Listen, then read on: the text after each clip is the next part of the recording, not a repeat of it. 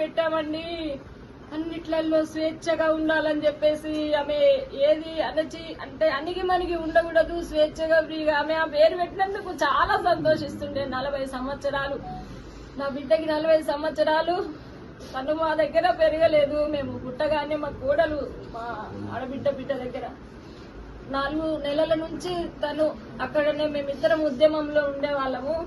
తను ఇక్కడ మా కోడలు 4 నెలల నుంచి తనని పెంచింది, తానే తల్లి. మేము ఆమెకు ఏమి చేయలేదండి. ఎప్పుడు నన్ను అట్లా ఎందుకు పెట్టారు మీరని మమ్మల్ని ఎప్పుడు ప్రశ్నించలేదండి, మమ్మల్ని ఎప్పుడు కూడా తిట్టలేదు. చిన్నప్పటి నుంచి పెద్ద పెద్ద పుస్తకాలు, మాలపల్లి 7 తరాలు, అమ్మ నవల 7వ తరగతిలోనే పెద్ద పెద్ద గ్రంథాలన్నీ ఇట్లా చదివేసి, అది మేమే చదవలేము. ఎంత చదవరంటే చిన్న పసిపిల్ల నుంచి కూడా బాలమిత్ర చందమామలు ఈ బస్ ఎక్కి నుంచి అక్కడ దిగేసరికి చదివేస్తుండే. చదువు చదువు చదువు చిన్న పిల్లప్పటి నుంచి కూడా కథలు రాస్తుండే. తను చాలా కథలు రాస్తుండే.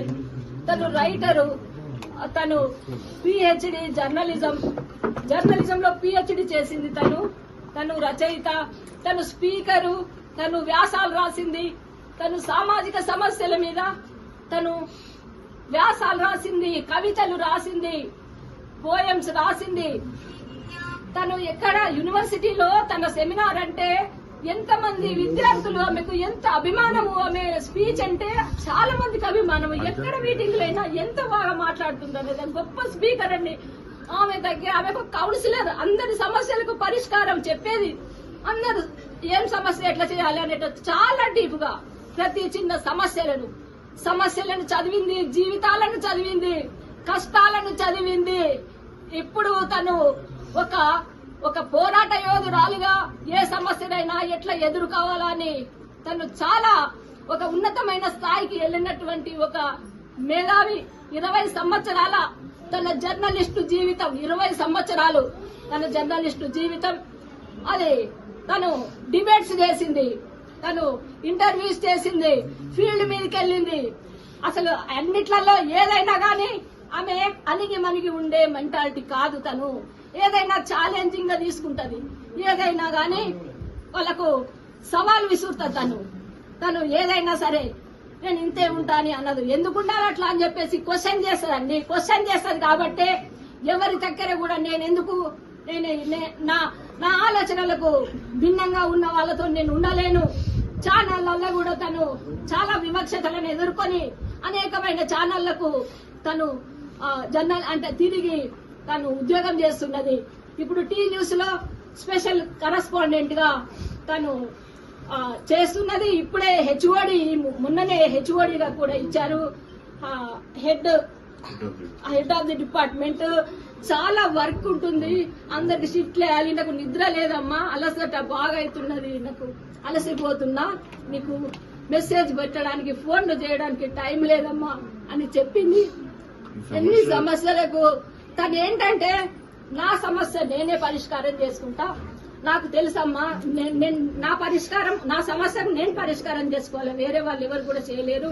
అంత కాన్ఫిడెన్స్ ఉన్నటువంటి ఆమె ఏ పర్సనల్ సమస్యలైనా గానీ ఆమె అట్లనే డీల్ చేసుకుంటున్నది. ఎంతమందికో ఆమె ధైర్యం చెప్పింది.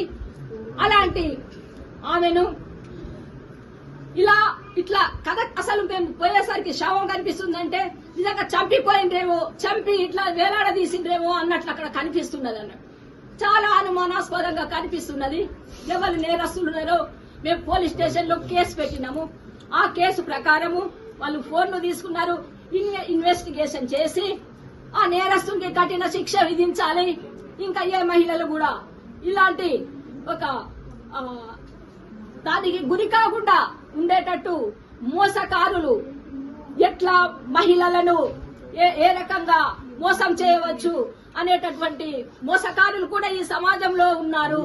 అలాంటి అంటే ఆమె ఎంత ధైర్యం ఉన్నామే, ఆమె ఎంత అంటే నిజంగానే ఆమెను చంపి ఉరేసి ఇంకా ఏ డోర్ల నుంచి ఎన్ని రోజుల నుంచి ఏమి ప్లాన్లు వేసుకొని ఏమి జరుగుతున్నాయో చాలా అనుమానాస్పదంగా అక్కడ కనిపించింది.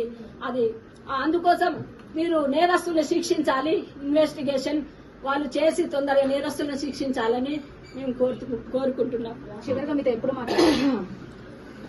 నిన్న మార్నింగ్ మాట్లాడిందండి.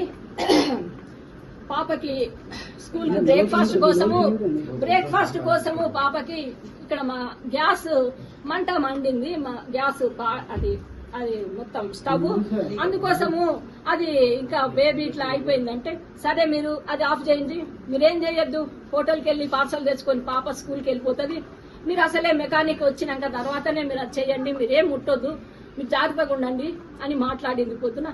మళ్ళీ మధ్యాహ్నం మెకానిక్ వచ్చి చేసిపోయినాక నేను జిమ్ అక్కడ పార్క్ పోయేసి వచ్చినా ఇట్లా అయిపోయింది, బాగా అయిపోయింది బేబీ అని మెసేజ్ పెట్టినా ఓకే అని పెట్టింది అంతే. ఎందుకంటే తనకు అన్ని ఫోన్లు బిజీ ఉంటది, చదువుతుంది అని నేను ఊరికే డిస్టర్బ్ చేయను, ఫోన్లు చేసి మెసేజ్ మాత్రమే పెడతాను.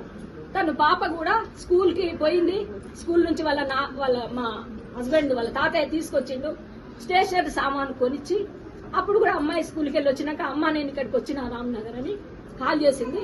సరే తాతయ్య వచ్చిందంటే వచ్చిండు, నేను స్టేషనరీ తీసుకొని వస్తా అంటే సరే బేటా అని చెప్పింది. అదే అమ్మ రొట్టెలు ఎందుకమ్మా అంటే సరే రేపు మంచిగా మనం స్పెషల్ తెప్పించుకొని తిందాం బేటా అని కూడా తను చెప్పిందట పాపతోని. 4 గంటలకి పాపతోని కూడా ఫోన్ లో మాట్లాడింది. మేము అనుమానాలు ఏదున్నా అక్కడ పోలీస్ స్టేషన్ లో పెట్టామండి. దయచేసి మీరు పోలీస్ స్టేషన్ కి వెళ్ళి మీరు మేమేం పెట్టినామో అక్కడ మీరు చూసుకోండి దయచేసి.